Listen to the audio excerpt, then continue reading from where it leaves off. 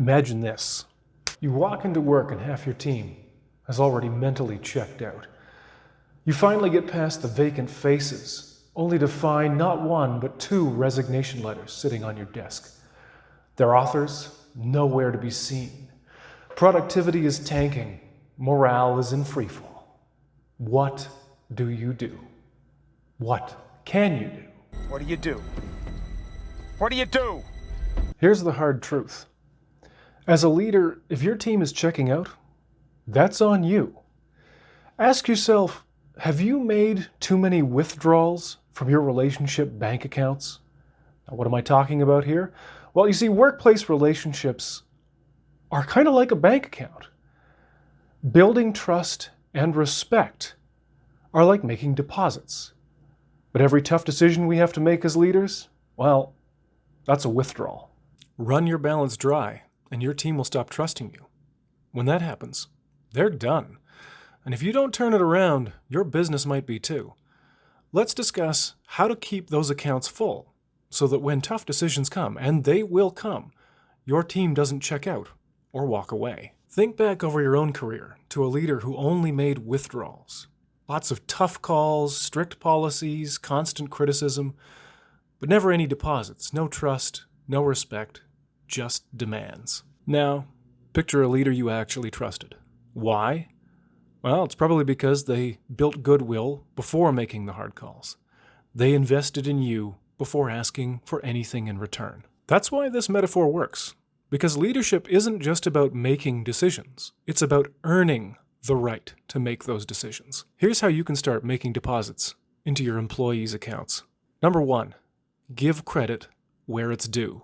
Let's say a team member of yours nails a tough client interaction. Don't just think, "Oh, nice job." Say it out loud, in front of the team. Recognition isn't just appreciated.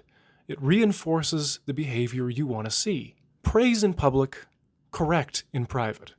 Celebrate wins where others can hear. Handle tough conversations one-on-one.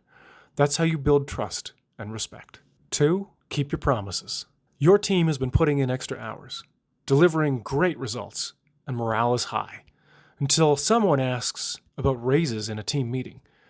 You know the budget is tight, so you respond, "We can't do raises right now, but let's visit it again in 3 months. 3 months later, the budget still hasn't improved. Instead of avoiding the conversation, you follow up. "I know we talked about raises, and I promised we'd check back in. Unfortunately, the budget is still really tight, so we can't move forward yet. But here's what we can do. Let's look at other ways to recognize and reward the team in the meantime." You didn't give them the answer they wanted, but you kept your word. That follow-through builds trust. Because people don't just remember what you say. They remember whether or not you meant it. 3, be present and listen. You're in a one-on-one check-in. One of your employees raises a concern about their work-life balance. Are you really listening to them, or are you just waiting for your turn to talk? Show your employee that they matter and that you will take their concerns seriously. Repeat back what they said to you to show you understand. Remember, people often don't need you to fix their problems for them. They just want to be heard.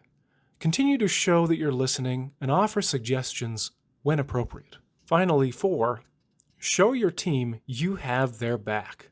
You get that dreaded phone call. An angry client is criticizing your team. A weak leader would cave to the client immediately and start finding somebody to throw under the bus. But a strong leader would listen, gather facts, and defend their team when appropriate. Your team is watching you. They'll remember when you stand up for them, but they'll really remember when you throw one of them under the bus. Protect your people, and they'll protect your business. Even if you do everything right, you will have to make withdrawals. There's no way around it. Part of leadership is having to make tough decisions. Let's look at a couple of examples. You have to deliver some tough feedback. The bad approach would be to say something like, "You've been underperforming, and we need to talk." I'm sure we've all gotten one of those before. What's the result, though? The employee shuts down, they get defensive, and nothing improves. Here's a better approach. "I've noticed a few areas where you could probably improve. Let's go over them together, and I'll support you in getting there." Now the result is the employee stays open, they feel valued, and they're more likely to take action. People don't resist feedback, they resist feeling attacked. Make it clear you're invested in their success, and they'll listen to you. Now the dreaded one. You have to deny a raise or a promotion. The bad approach: we can't approve your raise right now. What's the result? The employee feels unappreciated, disengaged, and probably starts looking elsewhere. Here's a better approach. I know a raise is important to you.